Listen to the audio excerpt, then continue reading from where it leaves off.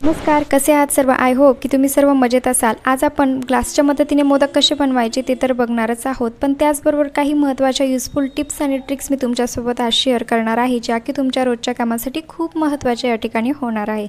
तर आपली पहिली टिप्स आहे ती म्हणजे चाकूसाठी। आता बऱ्याचदा आपण रोजच्या कामामुळे जो चाकू आपला धार नसते त्याला खराब होतो, त्यामुळे काही कट करायला गेलं की ते कट होत नाहीत, परंतु अशा वेळेस आपण हा चाकू फेकून देतो। परंतु प्लीज असं करू नका। या चाकूला फेकून न देता आपण अगदी घरच्या पद्धतीने सोप्या पद्धतीने याला धार कशी लावायची ते बघणार आहोत।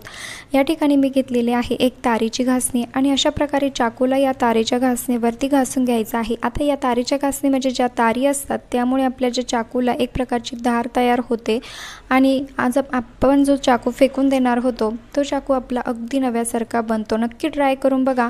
त्यानंतरची आपली दुसरी टिप्स आहे ती म्हणजे अवघडात काम आपलं रोजचं जे असतं ते म्हणजे लसूण सोलण्यासाठी। आता महिलांना लसूण सोलायला गेलं की ते नखांमध्ये अडकल्यामुळे त्यामध्ये तिखटपणा असल्यामुळे नखांची आग होते, परंतु आज आपण अगदी सोप्या पद्धतीने हा लसूण कसा सोलायचा ते बघणार आहोत। बघू शकतात मी ते चाकू घेतलेला आहे आणि चाकूच्या मदतीने आपल्याला या लसणाचे अगदी दोन समोरासमोर पार्ट करून घ्यायचे आहे, बघू शकता।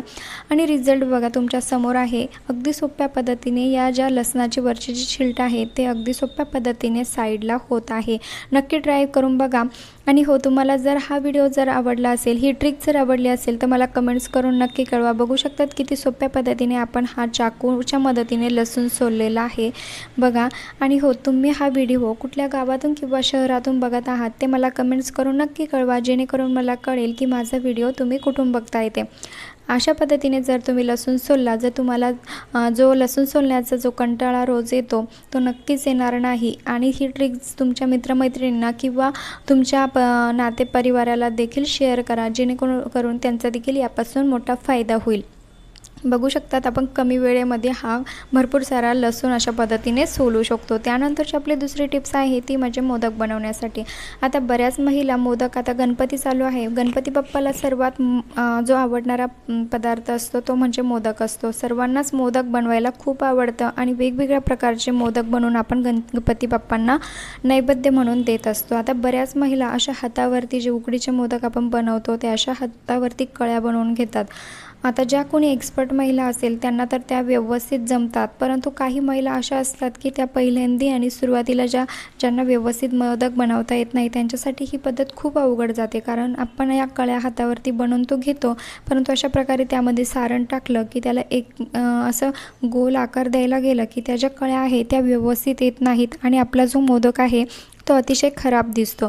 परंतु आपण या पद्धतीने मोदक न बनवता अगदी सोप्या पद्धतीने ग्लासच्या मदतीने मोदक बनवणार आहे। जे कोणी नवीन असेल, ज्यांना मोदक बनवता येत नाही, त्यांच्यासाठी ही टिप्स खूप महत्त्वाची ठरणार आहे।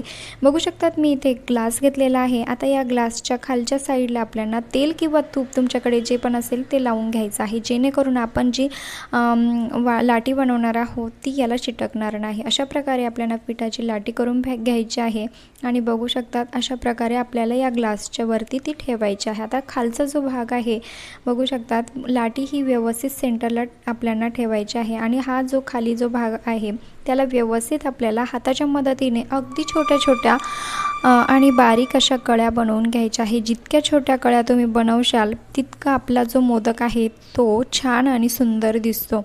मोठ्या जर कळ्या तुम्ही बनवल्या तर तितका आपला मोदक व्यवस्थित दिसत नाहीत, परंतु अशा पद्धतीने जर छान छोट्या कळ्या जर बनवल्या तर आपला नक्कीच मोदक छान या ठिकाणी तयार होतो।